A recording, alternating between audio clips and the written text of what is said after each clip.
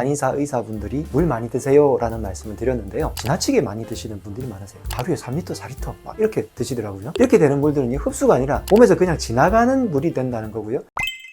이제 물, 맹물이 아니라 이렇게 한번 마셔봅시다. 건강하람 강남 허준 박용환 원장입니다. 한의원에 진료받으러 오시는 분들 중에서 요즘 물을 굉장히 많이 드시는 분들이 많아요. 옛날에는 물을 너무 적게 먹어서 탈수 증세가 있을 정도까지 되니까 문제가 생겨서 사회적으로 물을 알려야 되겠다고 해서 한의사 의사분들이 물 많이 드세요 라는 말씀을 드렸는데요, 이제는 거꾸로 그런 말이 너무 많이 하다 보니까 물이 좋긴 좋나 보다, 그러면 많이 마시면 좋겠지라는 생각이 있어서 그런지 지나치게 많이 드시는 분들이 많으세요. 하루에 3리터 4리터 막 이렇게 드시더라고요. 그렇게 되면 오히려 몸에서 수분이 정체되어서 생기는 수독증 같은 증상들 때문에 소화불량, 어지러움, 피부 가려움, 면역 저하, 무기력, 우울감 이런 것들까지 생길 수가 있습니다. 이런 이야기를 제가 많이 해드렸는데요, 제가 이렇게 말씀드리니까 물의 양은 그러면 1에서 1.5리터 정도가 적당하다, 그리고 몸을 많이 움직이시거나 활동이 많으신 분들은 그에 따라서 더 먹으시면 되니까 대략 2리터 정도까지 마시면 되겠다라는 걸 이제 다들 아시는데, 그 중에서 눈에 띄는 댓글들이 뭐냐면 맹물이 좋나요? 혹은 맹물 외에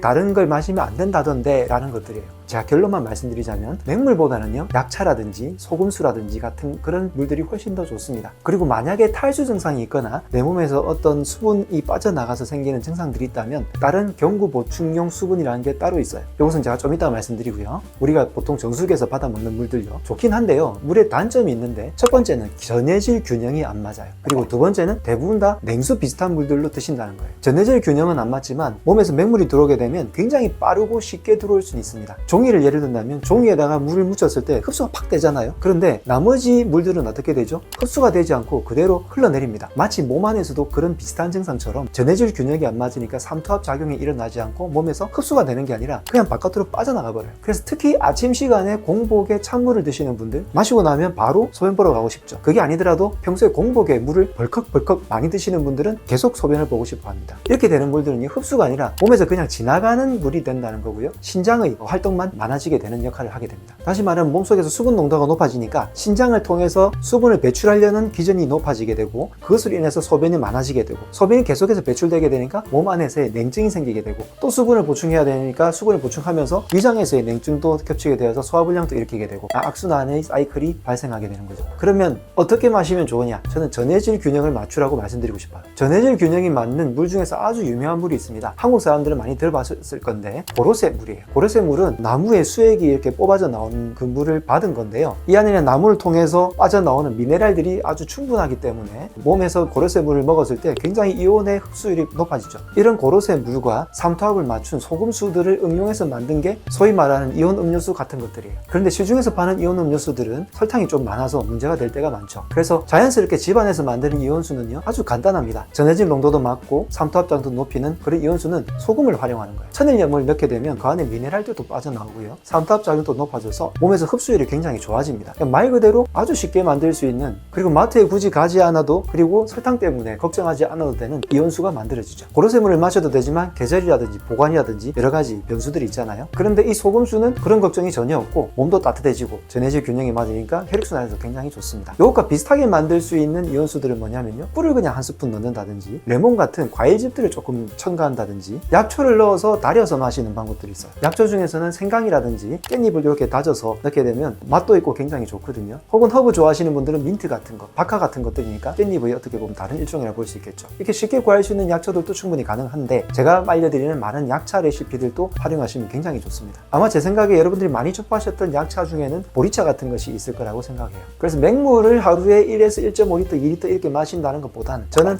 약차를 달여서 마신다든지, 혹은 소금수를 마신다든지, 꿀차라든지, 혹은 과일즙을 조금 탄 이런 것들로 여러분들께 드시는 것이 수분 보충에는 훨씬 더 좋은데, 이렇게 마시는 거는 우리가 평소에 수분 보충을 위해서 마시는 물들인데요, 내가 만약에 탈수 증상이 있거나 급한 병 때문에 어떤 수분이 계속해서 빠져나갔거나, 혹은 노동이라든지 아주 격렬한 운동 후에 수분이 보충되어야 될 필요가 있을 때 WHO에서 권장하는 경구 수분 보충법이라는 게 있는데요, 어떻게 보면 응급 환자분들께 수분을 보충하기 위해서 만드는 방법이에요. 물 1리터에다가 소금을 3.5g 그리고 설탕을 20g 넣는 방법이에요. 소금 3.5g이면 티스푼으로 한 스푼 가량 가량 정도가 되고요. 설탕 20g이면 티스푼 4스푼 정도가 되는 양입니다. 그래서 이 정도의 비율을 가지고 하게 되면 삼투압 작용으로 몸에 흡수도 빠른데 설탕의 작용으로 포도당이 높아지니까 사람이 굉장히 빨리 회복이 되게 되죠. 설탕이 안 좋다 하지만 사람의 몸을 빨리 깨우는 데는 좋은 작용을 할 때도 있습니다. 그래서 물의 종류 첫 번째, 전해질 농도를 맞추자는 거. 그러기 위해서 소금수, 꿀차, 그리고 약차 같은 것들을 평소에 마시면 좋겠고요. 두 번째, 운동 후에 내 몸에서 미네랄이라든지 이런 것들이 더 필요할 때는 여기다가 약간의 과일즙이라든지 바나나 같은 것들을 같이 곁들이시면 되겠고요. 세 번째, 탈수 현상까지 발생했다, 그리고 응급상황이다 라고 한다면 WHO에서 권고드리는 ORS 레시피를 활용하시면 되겠습니다. 그리고 가급적이면 이런 물들은 따뜻하게 그리고 벌컥벌컥 마시는 게 아니라 조금씩 축여서 마시는 습관이 된다면 훨씬 수분 보충에 도움이 되겠습니다. 자, 물의 종류에 대해서 궁금하시는 분들이 많아가지고 오늘은 우리 몸에서 흡수가 되기 좋은 물들에 대해서 말씀드렸는데, 전문가들은 저마다의 공부하는 방법에 따라서 의견 차이가, 견해 차이가 조금씩 있는 편입니다. 그런데 그런 견해 차이가 생기는 게 어떤 이유에 의해서 이런 결론이 생겼다는 것을 여러분들께 아셔야 되는데, 많은 분들이 마지막에 결과만 보고 그 이유에 대해서는 공부하지 않으시니까 자칫 이 견해가 다른 것에 대해서 오해를 하시는 경우가 있습니다. 제가 오늘 말씀드린 이런 내용들도 맹물이 마냥 나쁘다는 게 아니라 어떤 이유에서 맹물이 조금 안 좋을 수 있으니까 이런 방법을 찾아보시라는 뜻이니까 잘 공부하셔가지고 이런 이론에 맞게끔 생활하시면 훨씬 더 좋아지실 거예요. 물 제대로 알고 마시면 훨씬 더 건강해질 수 있고요. 잘못 마시면 오히려 몸이 나빠질 수 있습니다. 여러분들의 면역을 응원합니다.